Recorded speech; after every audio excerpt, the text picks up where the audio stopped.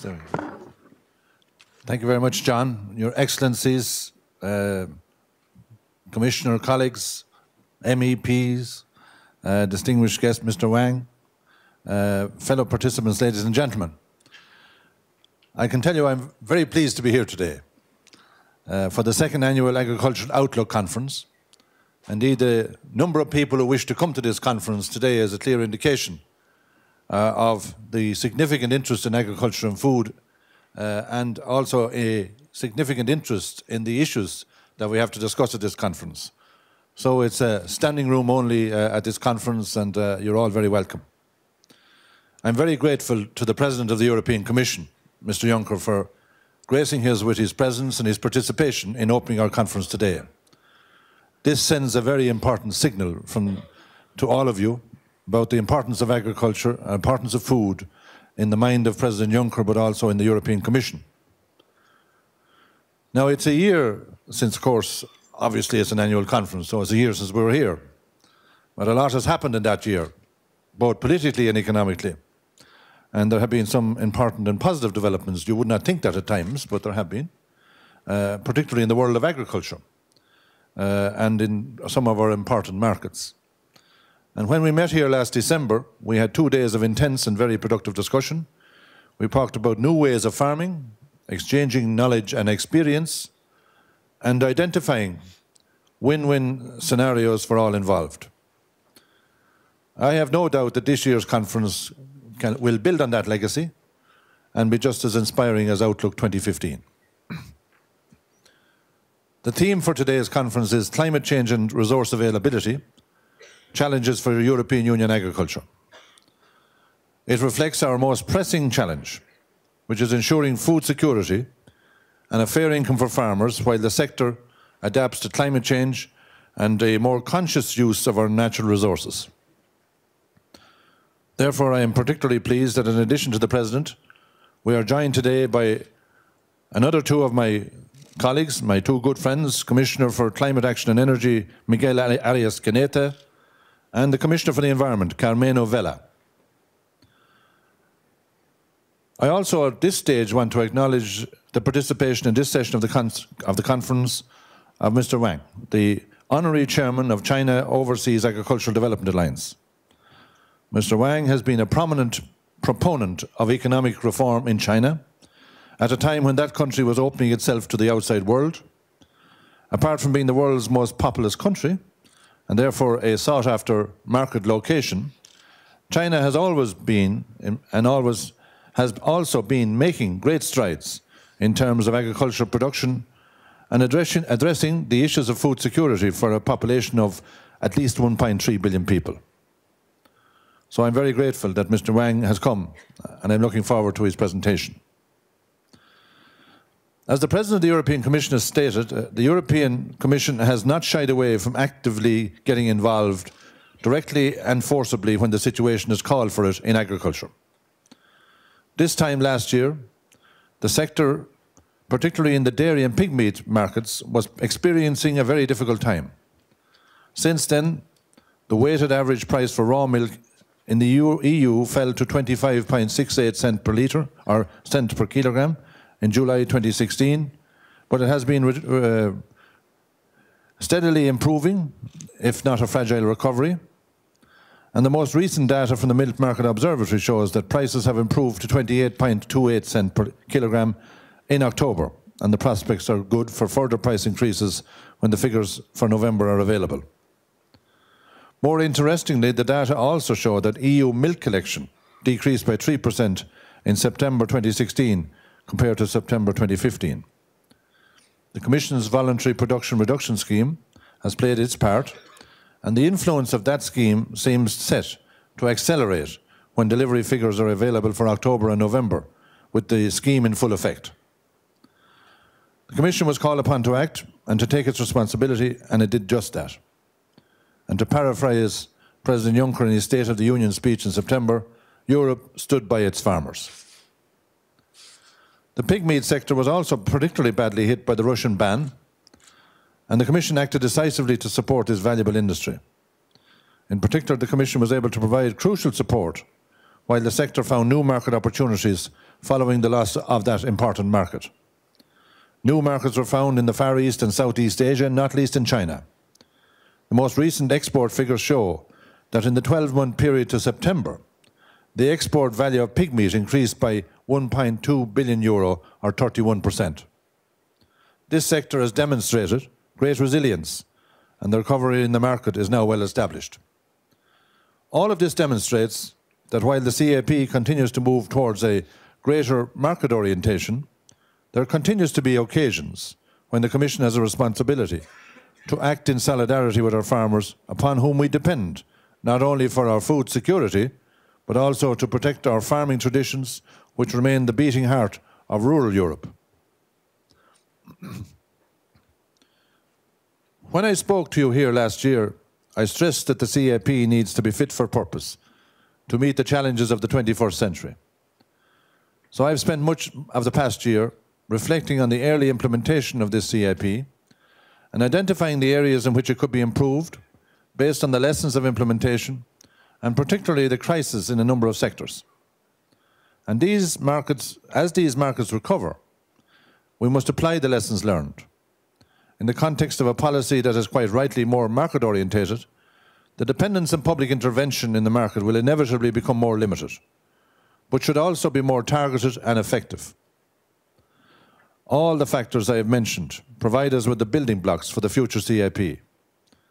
I am therefore especially pleased that President Juncker has this morning confirmed that the Commission will move on to the modernisation and simplification of the CAP that will maximise its contribution to the Commission's political priorities and the Sustainable Development Goals. His confirmation of a Commission communication next year reflects the commitment in the work programme for 2017 to take forward work and consult widely to achieve this overarching goal. The first stage in the process will be a public consultation to be launched early in 2017. And in keeping with the undertaking given in the Commission work programme, the simplification and modernisation of the CAP will focus on specific policy priorities for the future that takes account of the opinion of the REFIT platform and without prejudice to the Commission proposal to revise the multi-annual financial framework. I believe that there are a small number of key principles that should inform this important work, which will affect the life of every European citizen. I am convinced that based on our market experiences as well as our international commitments, that the CAP has to ensure greater market resilience, more sustainable agricultural production, and progress on generational renewal. I've always been impressed by the resilience of farmers and the determination to overcome whatever challenges they face. However, despite this resilience, there continues to be circumstances in which it is appropriate for individual member states or the Commission at European level to intervene to support farmers. Of course, I always get worried when I hear farmers and their representatives saying that we need more Europe. That usually means we need more money. But we do need to do things in many ways, and the most obvious is which is through direct payments, which provides income support for our farmers, an essential safety net, without which the survival of many of our farmers will be threatened.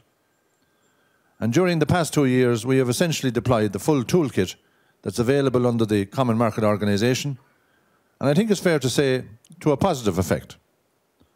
However, what the last 2 years has also shown is that we need to reconsider the effectiveness of the toolkit that we have. Just some of the questions I would pose to you are, do the existing tools allow us to intervene sufficiently and quickly enough at a time of crisis? Should farmers have greater built-in measures to help them in times of crisis on the basis of a risk management approach? Do producers and processors have the ability to diversify their markets or to find new markets in times of market loss? So we have to look at protecting farmers in a variety of effective ways. And in considering in what ways this could be done, it is my determination that the basic income support and an effective safety net will continue as an essential element of any new CAP through a system of direct payments. The Agri-Market Task Force, which reported just last month, has made a significant contribution to identifying other ways in which we can support farmers, particularly in terms of achieving a fair return for their product. So I'm pleased to have the opportunity today to once again to thank the excellent work of Mr. Kees Veerman and his colleagues in delivering a comprehensive report to me in less than a year. Their report has been well received, and I and my colleagues in the Commission are giving its recommendations full consideration. I want to strengthen the position of the farmer in the food chain, precisely to strengthen their resilience and give them the possibility to reap the fair benefits of their work. A more resilient agri-food sector within a stronger, fairer food chain will benefit everybody in Europe. And I look forward to the continuing constructive and pragmatic relationship on all of these matters with Commissioner Vestager and Commissioner Bieńkowska. A second principle, which I believe we must all adhere to, is a sustainable system of agricultural production. At a time when there is so much of debate around climate change, it is more vital than ever that Europe holds the line in this global existential challenge. And in addressing that challenge, agriculture must play its full part. We need to move away from empty rhetoric and engage in a meaningful conversation. I am engaged constructively and positively with all sides of this debate. Now I want to play my part to bring all these sides together. It is only by joining forces that we will be able to build on our shared experiences and identify appropriate solutions. In terms of developing a more sustainable system of agricultural production, let me be clear about what I mean. At last year's conference, I spoke about the issue of food security and the challenge presented by a rapidly rising world population. The challenge of food security, like the challenge of climate change, is not going away. Meeting the needs of that growing world population means producing more food with the limited resources available on the planet. So water stress, soil degradation, reduced biodiversity, and air pollution are becoming more and more pronounced, and we have every interest mutually to make sure that the status of our natural resources is enhanced. In order to produce more with less, significant investments in innovation and new technologies are needed. New technology can reduce inputs and avoid nutrient leakage from fields. Investments in new machinery will improve air quality and reduce greenhouse gas emissions. But there are many other examples I could give. But more importantly, we need to exchange knowledge and best practice and engage with all actors to identify the best and most appropriate solutions for sustainable production. Nobody doubts the need to protect the rural environment, and without farmers, who is going to do that? As I have said on many occasions, farmers are our boots on the ground to get the job done. If we're going to make increasing demands of our farmers, as I believe is justified, then they deserve to be rewarded for the costs associated with the provision of those public goods from which all of society benefits. We have the tools at our disposal, and multiple EU research, innovation and advisory bodies are working together to ensure that we deliver those public goods. But however, this will not happen unless farmers are incentivised and rewarded for playing this crucial role on our behalf. Coupled to this issue is the need to bring in a new generation of young farmers and agri-entrepreneurs to take forward the baton. The issue of generational renewal in EU agriculture is one that has been debated long before now. In 2013, of the 22 million farmers in the EU, only 6% were younger than 35, while more than 55% were aged 55 or over. Only in 2 member states, Poland, 12.1%, and Austria, 10.9%, recorded more than 10% of farm managers aged over 35, or aged under 35. So generation renewal is an issue that goes far beyond the reduction in the average age of farmers in the European Union. It's about giving an opportunity to a new generation of highly qualified young people who might more accurately be described as scientists and innovators. If properly supported and incentivised, they have the capacity to bring the full benefits of technology to support sustainable farming practices in the European Union. Young, highly skilled farmers can bring the latest developments in innovation and technology from the classroom, from the laboratory, and the R&D department to the farm. They can give real effect to the idea of precision farming. The benefits are there for all.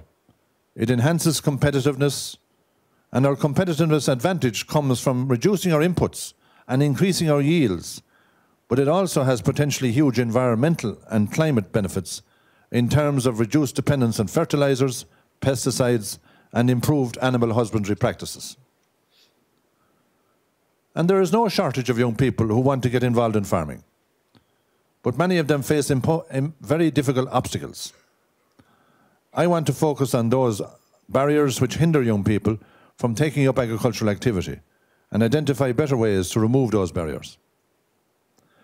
At European Union level, there are a number of steps we can take. These include improving access to credit, providing a stable and predictable working environment, and reducing bureaucracy and red tape. With regard to accessing credit, I am greatly encouraged by the significant increase in the number of managing authorities which are in the process of seriously interested in providing financial instruments.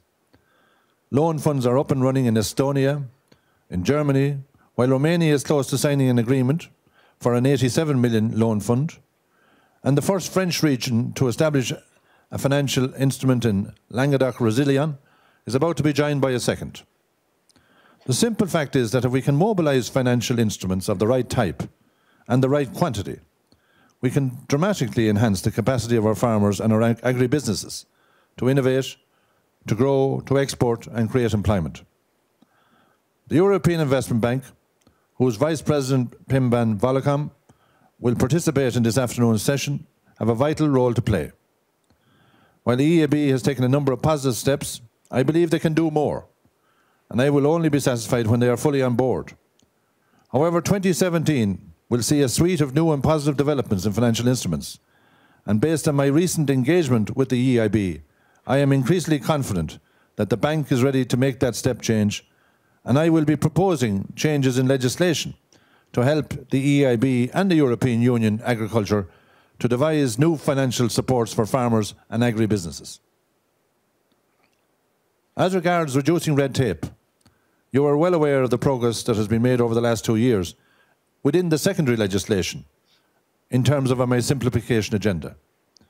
And further proposals have been made recently to amend the basic acts in the so-called omnibus regulation, which I hope that the Council of Ministers and the European Parliament will pass quickly in 2017 in order to enable simple rules to become a reality.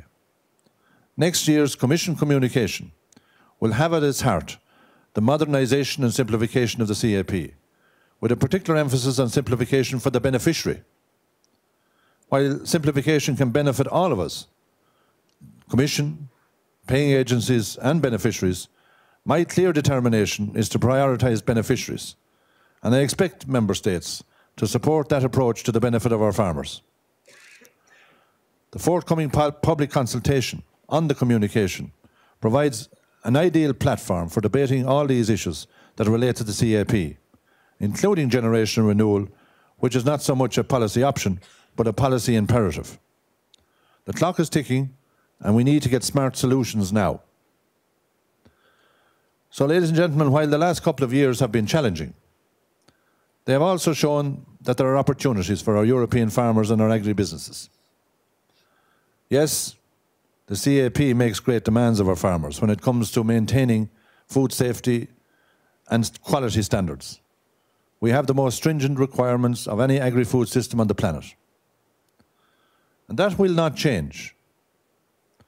If anything, the expectations will become greater. Put simply, the new CAP will have to have a higher level of environmental ambition, and that is because it's the right thing to do. Our farmers and the related actors will have to focus on the challenge and innovate as never before. But this challenge also provides huge and unquestionable opportunities for our producers. Because when they start to lead from the front in terms of sustainable intensification, they will be delivering products of the highest quality with impeccable environmental credentials. That's what the market wants. Innovation leads to greater levels of quality, which is our key selling point. And I've mentioned earlier the noteworthy success of our European agri-food exports in recent years. We have a huge opportunity to build on this in the coming years. Success abroad means success at home. As the President has pointed out, every €1 billion of exports generates 14,000 jobs for our people. Given that in the period October 2015 to September 2016, our European Union agri-food exports reached a record value of €129.9 billion, and that's not 130 billion yet, we can say with confidence that a smarter, climate-friendly agriculture can deliver even more vital jobs to our rural communities. Major gains were achieved in agri-food markets to the United States, which was up 9%, to China, which was up 13%, and the monthly value of our European Union agri-food exports in September this year also reached a record level of €11.5 billion, which exceeded September 2015 by €500 million. The highest increases were recorded for the United States, which was €129 million of an increase, and Japan, €99 million of an increase. In fact, as we speak, Commissioner Malmström and our team, and Commissioner Malmström and I, and our teams, are working hard to complete a free trade agreement with Japan. And this is a good opportunity for agriculture, and we have to make the most of it. Meanwhile, our export surplus for the year to September 2016 was more than €17.6 billion, and we have achieved a lot in terms of our business missions abroad this year as well. And we have diversified into new market opportunities for your businesses in spite of the Russian embargo. So consumers and taxpayers are also influencing the agenda like never before, becoming more discerning about the origin of their food and more demanding about the use of their tax euros. We, as stakeholders and policymakers, have to respond to that influence. We have to ensure that food is produced more sustainably. We have to encourage smart farming that can, for example, make the best use of chemical inputs, contributing to soil and groundwater protection and air quality, while increasing production efficiency.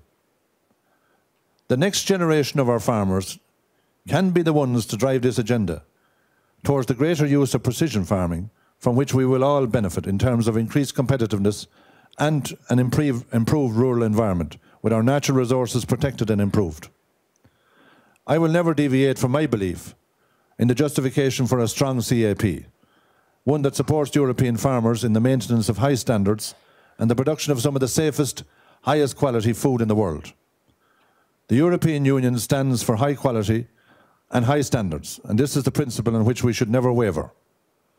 There can be no question of joining any race to the bottom. Our standards are our reputation. Ladies and gentlemen, in modernising and simplifying the CAP, we have an opportunity now to shape a policy that meets the challenges of today and tomorrow. It's a challenge to which I invite you to join. The European Commission does not have a monopoly of wisdom about the ideal future for the future. And you might not think this, but DG Agri doesn't have a monopoly on the wisdom either. We want your input and active and constructive engagement, beginning with the public consultation, which I expect to launch earlier in the new year. I want to thank you most sincerely for being here in such large numbers to help map out the European Union and the common agricultural policy of tomorrow. Thank you very much.